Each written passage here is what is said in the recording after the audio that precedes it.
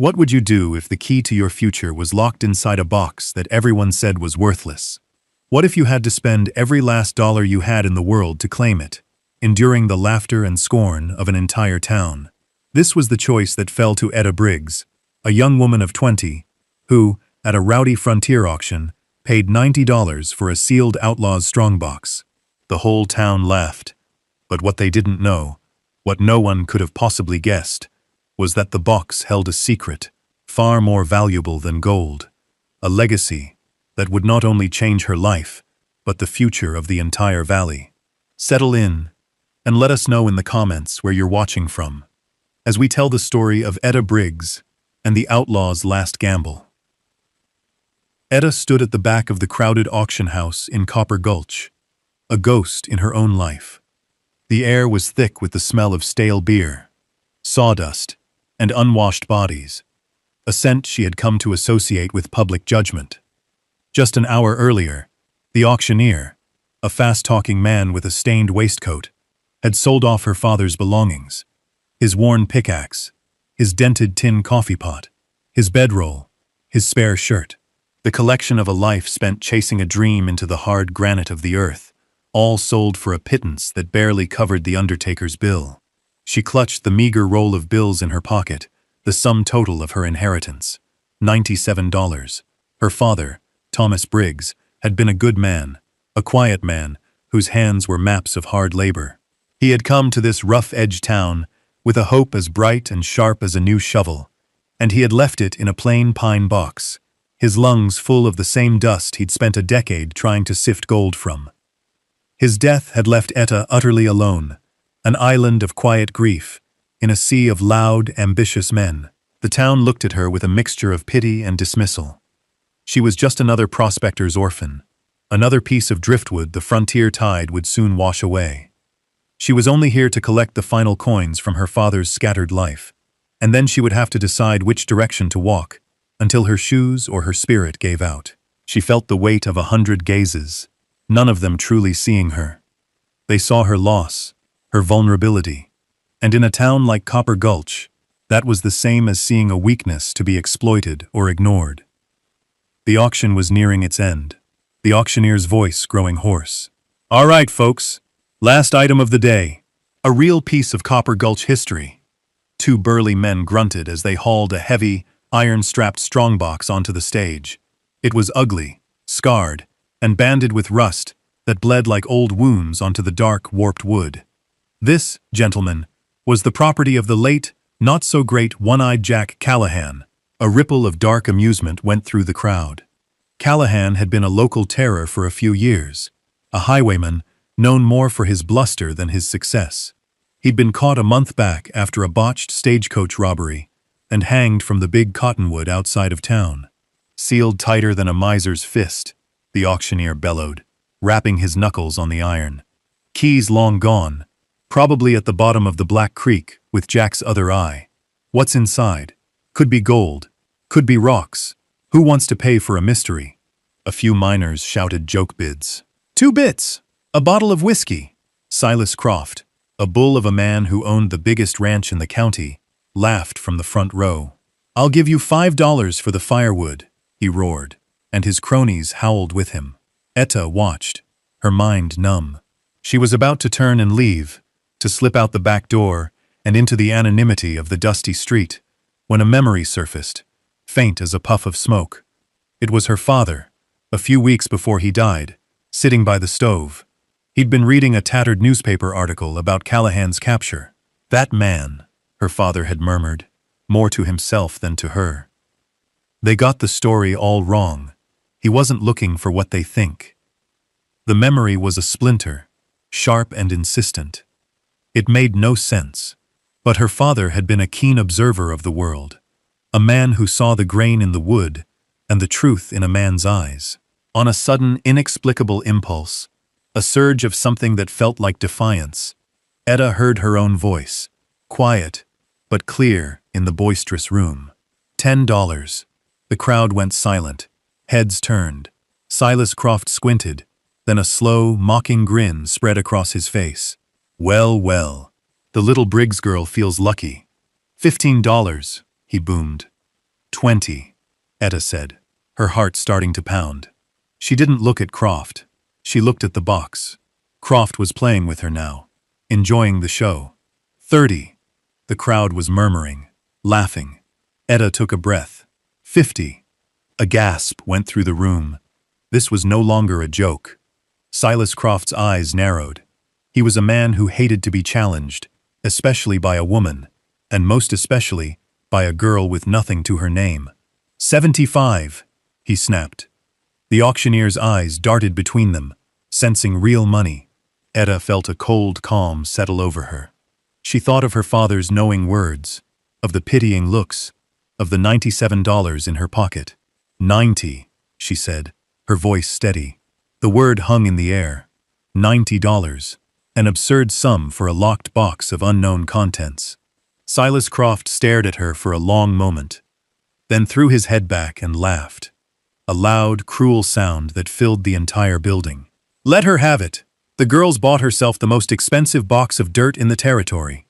The auctioneer, seeing his chance was gone, banged his gavel. Sold, for $90 to Miss Etta Briggs. The room erupted in laughter as she walked forward, her face a pale mask, and counted out almost every dollar she had in the world. Why would a young woman with nothing spend everything on a locked box? What was the memory that drove her to such a fool's errand? Let us know in the comments what you think she'll find inside, and don't forget to subscribe for more stories of quiet courage on the frontier. Now, as the laughter followed her out of the auction house, Etta had to face the terrifying weight of what she had done. The strongbox was heavier than it looked, a dead, stubborn weight that fought her with every step. Getting it out of the auction house was an ordeal in itself, a slow, scraping journey across the plank floorboards, under the amused gaze of the lingering crowd. No one offered to help. They just watched, some shaking their heads, others smirking, as she half-dragged, half-carried her ridiculous purchase toward the door. Once outside, the afternoon sun was a white glare, making the dust of the main street into a shimmering haze. Men leaning against the posts of the saloon and the general store stopped their conversations to watch her struggle past. They tipped their hats, but their smiles were wide and mocking. Got yourself a real treasure there, Miss Briggs, one of them called out. Don't spend it all in one place. Laughter followed, sharp and dismissive. Her cheeks burned, but she kept her eyes fixed on the path ahead, on the rickety external staircase that led to her rented room above the mercantile. Her world had shrunk to this single, punishing task, moving this iron-bound burden from a place of public humiliation to one of private reckoning.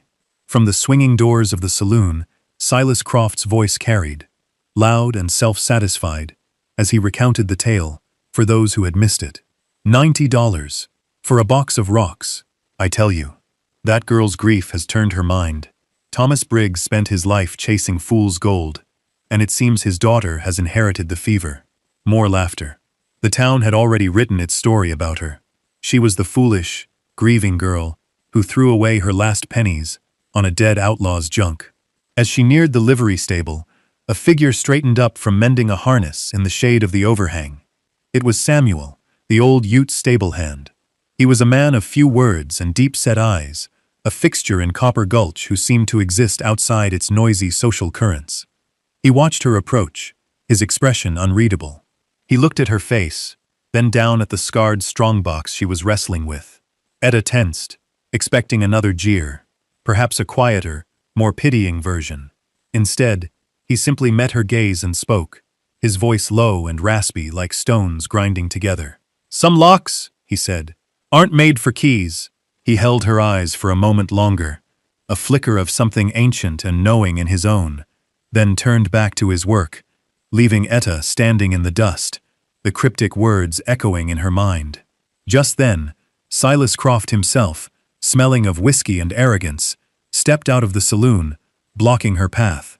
He loomed over her, a mountain of smug satisfaction. Well, Miss Briggs, he drawled, looking down at the strongbox. You planning on prying that open right here on the street? Let us all have a look at Jack Callahan's vast treasure. Or are you afraid we'll all die of envy when you show us his collection of rusty nails and dust? Etta said nothing. There were no words that would make a difference. She clutched the rough handle of the box tighter, her knuckles white, and sidestepped him, her gaze fixed on the stairs just ahead. His contemptuous chuckle followed her as she began the slow, arduous climb. Each step was a fresh wave of humiliation. Each creak of the wooden stairs a new note in the chorus of mockery. The journey up the stairs was the longest of Etta's life.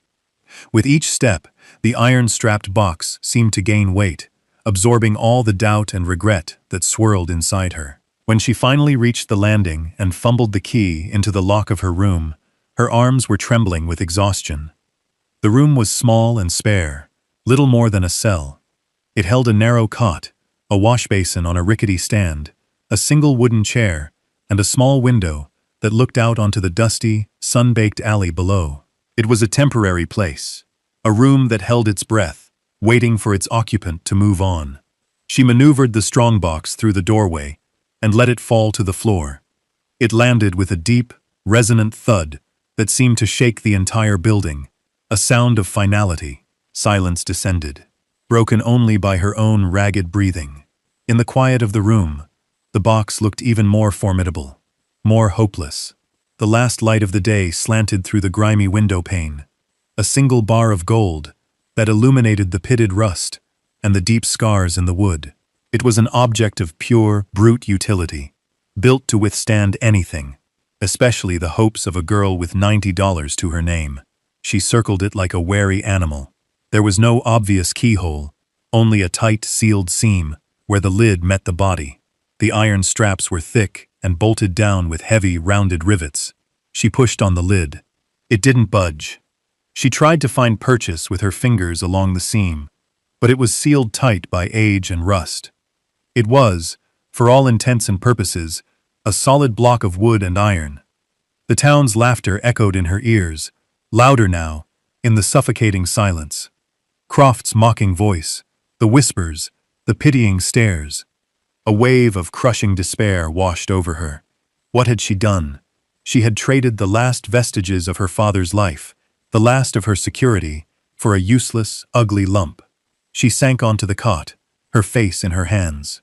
The impulse that had seized her in the auction house now felt like a fever dream, a moment of madness. She was a fool. Her father had been a dreamer, and he had died with nothing. She was her father's daughter, chasing a ghost story into ruin.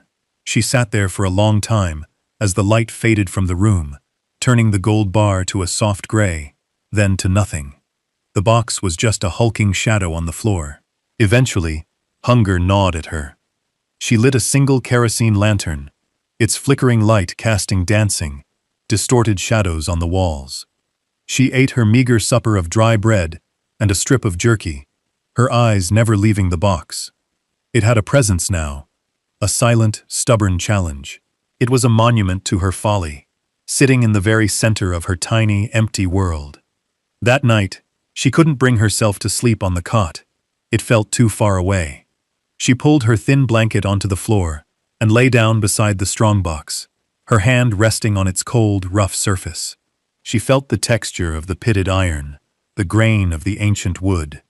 She listened to the silence of the town, settling into sleep, and she listened to the silence of the box, wondering if it held anything at all. The next morning, Etta woke with the first pale light, her back stiff from the hard floorboards. The clarity of dawn brought with it a renewed, if fragile sense of purpose. The despair of the previous night had receded, replaced by a quiet, stubborn resolve. She had made this bed, and now she would lie in it, or, rather, she would find a way to break it open. She made a small, weak coffee on her little stove and knelt beside the strongbox again. This time, she would not just look at it, she would study it. Her father had taught her that. He had been a prospector, but he had the patience of a watchmaker. The secrets are always in the small things, Etta, he used to say, showing her the subtle shift in color in a rock that hinted at a vein of ore. You just have to learn how to see. She ran her calloused fingertips over every inch of its surface, closing her eyes to better feel the landscape of its history. She traced the gouges and dents, the splintered edges, the rough texture of the rusted iron straps. She wasn't just looking for a way in, She was looking for a story. And then, she felt it. Along the bottom edge of one of the horizontal iron straps, near a corner, the texture was different. The rust here was flakier, less deeply pitted, as if it had been protected from the worst of the elements. Her fingers detected a series of tiny, almost imperceptible scratches beneath the corrosion. These were not the random scars of a rough life. They were too regular, too deliberate. Her heart gave a small, hopeful flutter. Using her thumbnail, she carefully scraped away a flake of rust. Underneath, preserved in the dark metal, was a tiny, exquisitely etched symbol. It was a flower, a delicate 5-petaled bloom with a gracefully curving stem, no bigger than her nail. It was a thing of impossible artistry and gentleness on this brutal, masculine object. Outlaws and highwaymen dealt in skulls, daggers, and threats. They did not deal in flowers. This single, beautiful detail refused to fit the narrative of one-eyed Jack Callahan. It was a wrong note in a song she thought she knew. It was a whisper that contradicted the town's loud, confident laughter. She remembered Samuel's words from the day before, spoken so quietly in the dust outside the livery. Some locks aren't made for keys. She looked at the box with new eyes. She had been searching for a keyhole, a conventional weakness, a place to insert a tool and force a victory. But the flower suggested a different kind of thinking. It wasn't an invitation to brute force. It was a clue, a piece of a puzzle. Perhaps the lock wasn't a single mechanism, but the entire design. Maybe the way in wasn't through the seam at all. She moved to the other corners, her fingers now searching with specific intent. It took time, but she found them. Beneath the rust on the other 3 corners, hidden under the iron straps, were more symbols, each one as finely etched as the first. A leaf with delicate veins, a curling tendril, and finally, a swollen seed pod ready to burst. A progression. The life cycle of a plant, rendered in miniature on the cage of a dead man's secrets. The discovery of the symbols changed everything. This was no longer a matter of brute force. It was a puzzle to be solved. Etta retrieved her father's old tool roll from her meager pack. It wasn't much, just a heavy-headed hammer, a cold chisel with a blunted tip, and a long, thin file. Tools for persuading rock, not for delicate work. She hesitated. The thought of scarring the box, of damaging the beautiful, hidden etchings, felt like a sacrilege, but she had no other choice. The town's laughter still rang in her ears, a goad to action. She had to know what was inside. She decided to start near the corner, with the seed pod symbol, the end of the plant's cycle. She positioned the tip of the chisel against the edge of the iron strap, just beside the etching. Her father's old dog, a scruffy gray mutt named Dust, who had been his constant shadow, lifted his head from the cot. He watched her with tired, intelligent eyes, his tail giving a single, slow thump against the thin mattress. Etta took a deep breath and struck the head of the chisel with the hammer. The sound was deafening in the small room, a sharp, metallic ring that vibrated through the floorboards. Dust whined softly, a low note of protest. The blow did little more than chip the rust and leave a small, bright mark on the dark iron. She struck it again, and again, falling into a rhythm. It was grueling, punishing labor. Sweat beaded on her forehead and trickled down her temples. Her arm, unused to such repetitive strain, began to ache with a deep, burning fire. The iron was stubborn, unforgiving, yielding only in tiny, grudging flakes. Hours passed. The sun climbed high in the sky, turning her little room into an oven. Dust moved from the cot to the sliver of shade under the window, his panting a soft counterpoint to the sharp ring of the hammer. He was her only audience, the silent keeper of her lonely vigil, his steadfast presence, a comforting link to the quiet, determined man who had raised him. Every time her resolve wavered, every time the pain in her arm and back screamed at her to stop, she would look at the dog, and then at the etched flower, and she would pick up the hammer again. She wasn't just fighting with a box. She was fighting against the judgment of an entire town, against the specter of her own failure. As she worked her way around the box, a pattern began to emerge. The straps were not all identical. The rivets near the symbols felt different under the chisel, less solid. She stopped trying to pry the lid and focused her efforts on the straps themselves. They were not just bands to hold the box together. She was now certain they were the mechanism of the lock itself. The symbols were the key, a map to its secrets. She began to tap gently around the rivets, listening to the sound, feeling the vibration. She was no longer just a girl with a hammer. She was becoming a safecracker, learning a language of iron, rust, and hidden pins. Her hands, already calloused from a life of hard work, began to blister, but she barely noticed. She was close. She could feel it. The box was beginning to speak to her. After what felt like an eternity of chipping and tapping, her hands raw and streaked with rust and blood, she found it. Near the seed pod symbol, one of the large, rounded rivets was not a rivet at all. It was a cap, cleverly disguised to look like the others. Her chisel had knocked it just enough to reveal a hairline crack around its circumference. Her heart hammered against her ribs. She set aside the hammer and chisel and picked up the thin, pointed file. With the delicacy of a surgeon, she worked the tip of the file into the tiny crack. She wiggled it, gently at first, then with more pressure. There was a faint click, a sound so small it was almost lost in the silence of the room, and the iron strap beside the seed pod sprang loose with a groan. It wasn't riveted. It had been held by a hidden, spring-loaded pin. A wave of triumphant energy surged through her. She was no longer guessing. She knew the secret now. She moved to the next symbol, the tendril, and found a similar hidden pin. Then the leaf. Then, finally, the flower. Each one released its strap in sequence, following the life cycle of the plant. The box wasn't locked by a key, but by a story. A natural progression that had to be followed in the correct order. With the last strap hanging loose, the heavy lid was finally free. It sat there, unadorned, its purpose served. The box was open. Etta sank back on her heels, her breath catching in her throat. The moment felt sacred. Dust, sensing the shift in the room, got up from his cool spot on the floor and came to her side, nudging her sore hand with his wet nose, as if to say, "We did it." She took a deep, steadying breath, the air thick with the smell of rust and her own exertion. Reaching out with trembling hands, she placed them on the edges of the lid and lifted. It came up with a soft groan of protest from the warped, ancient wood. The air that escaped from within was not the stale, musty smell of neglect she expected. It was the dry, clean scent of old paper, of well-tanned leather, and something else, a faint, herbal fragrance like a meadow after a summer rain. She peered inside. There was no gold, no silver coins, no jewels, no bundled stacks of banknotes from a stagecoach robbery. The sight that met her eyes was far more astonishing. The box was lined with faded, dark blue velvet.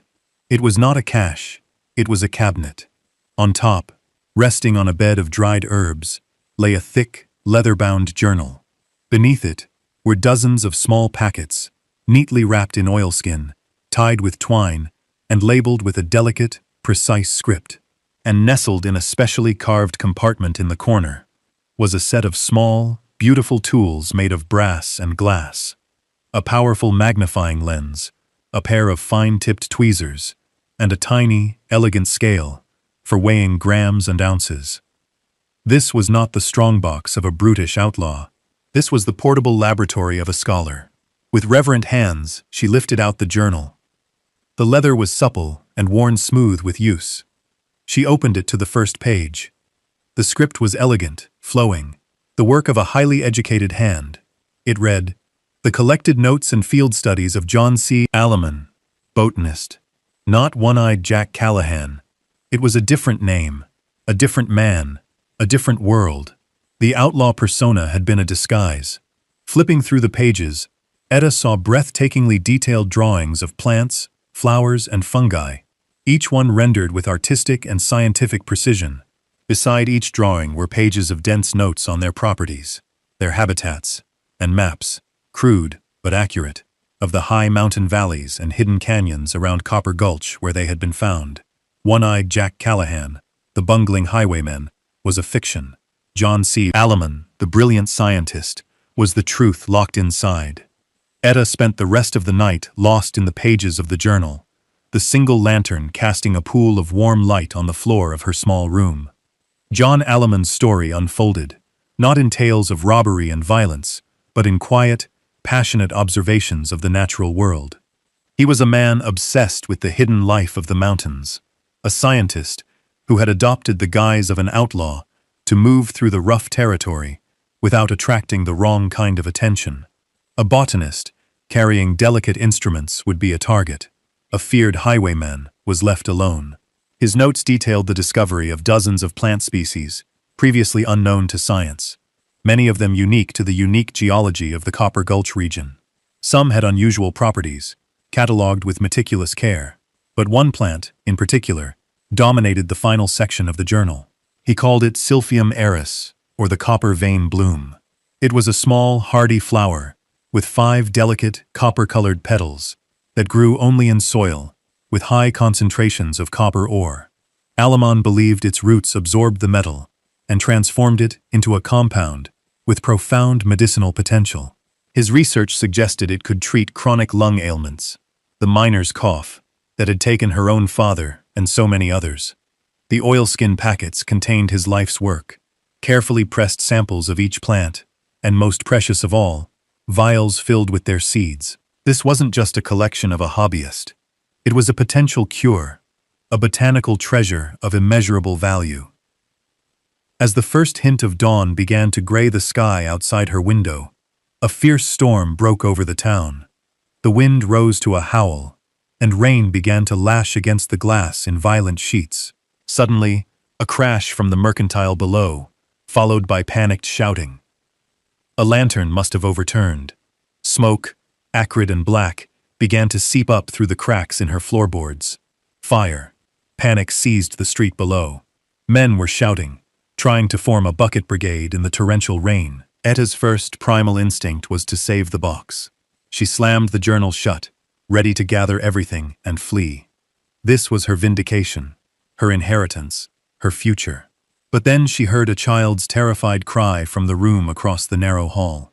It was the Millers, the mercantile owner, his wife, and their 2 small children. They were trapped.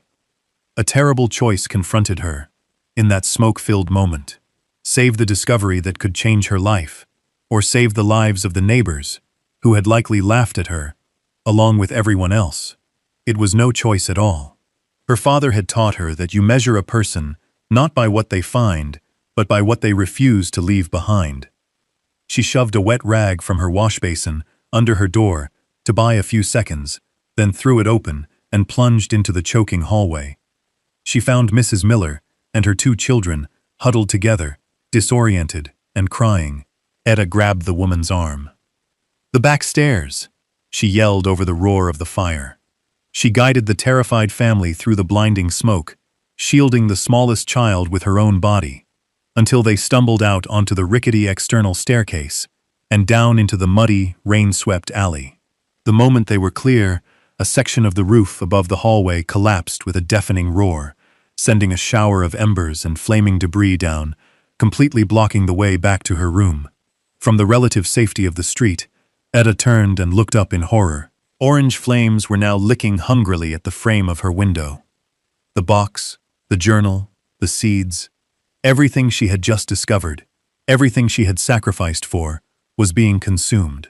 Silas Croft and a crowd of townsfolk stood watching, their faces lit by the hellish glow, helpless against the combined fury of the fire and the storm.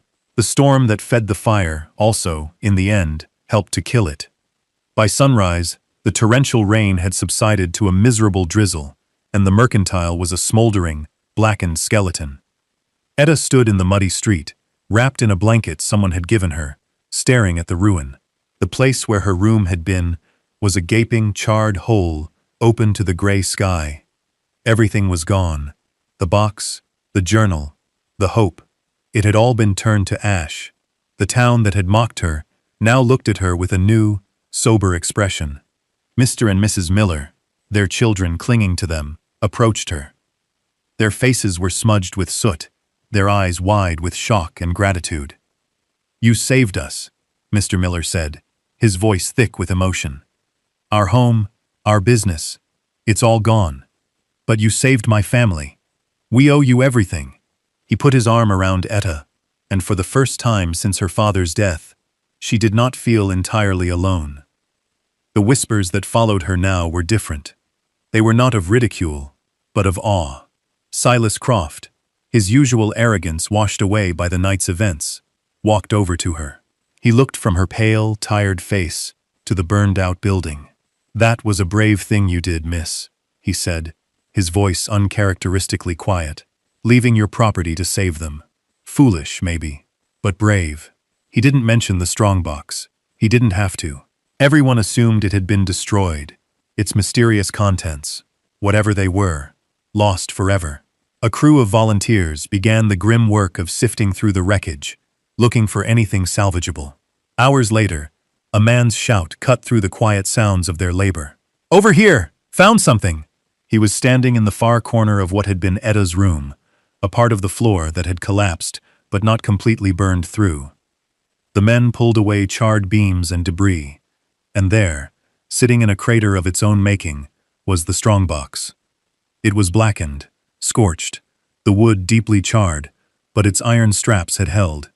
The intense heat had warped the lid, sealing it shut again, but the box itself was miraculously intact. The men let out a cheer as they carefully lowered it to the street with ropes and set it at Etta's feet. A few days later, the circuit doctor, a calm, educated man from the East named Adams, rode into town. He heard the story of the fire, of Etta's bravery, and of the mysterious outlaw's box that had survived the blaze. Intrigued, he sought her out. Etta, who was now staying with the grateful Miller family, had managed to pry the box open again. She showed Dr. Adams the journal and the carefully preserved specimens. As he turned the pages of the journal and examined the plant samples with his magnifying lens, his professional calm gave way to visible excitement. "My dear girl," he said, his voice filled with a reverence that silenced the curious onlookers who had gathered. "Do you have any idea what this is? This isn't the work of an outlaw. This is the work of a genius. John Alleman. I've read his monographs. He was a brilliant botanist from the Eastern Academies, presumed lost on an expedition out west years ago. This discovery, this collection, my God, this could change medicine in the territory." The townspeople stared, first at the doctor, then at Etta, then at the open box. The outlaw's $90 box of rocks was a treasure after all, but of a kind none of them could ever have imagined. The news of Alamon's discovery, and of Etta's role in preserving it, spread far faster than the fire had. Dr. Adams sent letters, carried by the next stagecoach, to his colleagues at universities and scientific societies back east. Within weeks, replies began to arrive, filled with excitement and offers of funding for a proper study of the plants. Copper Gulch, the town that had been the site of Etta's humiliation, transformed into the seat of her vindication. The people who had once laughed at her foolishness now looked upon her as a kind of hero, a custodian of a miracle. One afternoon, Silas Croft, the man who had led the chorus of mockery, sought her out. He was humbled, his usual bluster replaced by a grudging respect. He took her to a small, fertile plot of land he owned just outside of town, where a clear creek ran through a meadow. "This is yours now," he said gruffly, not quite meeting her eye, the deeds being filed at the clerk's office. "It needs a garden, so that man's work, so it doesn't die." Etta didn't sell Alamon's collection, despite the generous offers that came in the mail. She understood, with a clarity that felt inherited from her father, that she was not the owner of this legacy, but its steward. It was a trust.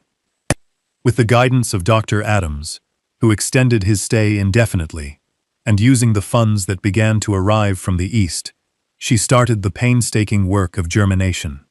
She built a small cabin on the land Croft had given her, and beside it, a greenhouse with panes of glass, brought in by wagon. The people of Copper Gulch helped. The miners who had once jeered now hauled lumber. The women who had whispered now brought her meals and helped her tend the seedlings. She was no longer the lonely, grieving daughter of a failed prospector. She was Etta Briggs, the botanist. The woman who had seen value where they had only seen rust. Months passed, turning the seasons. The small cabin became a home. The greenhouse became a nursery, filled with rows of thriving green shoots. The final scene of her transformation unfolded one evening at dusk. Etta stood in her new garden, the air cool and fragrant with the smell of damp earth and growing things.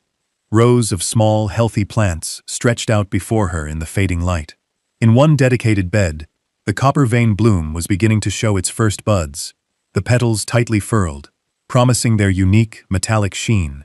Dust, the old dog, now gray around the muzzle, dozed at her feet, content in this new, peaceful life.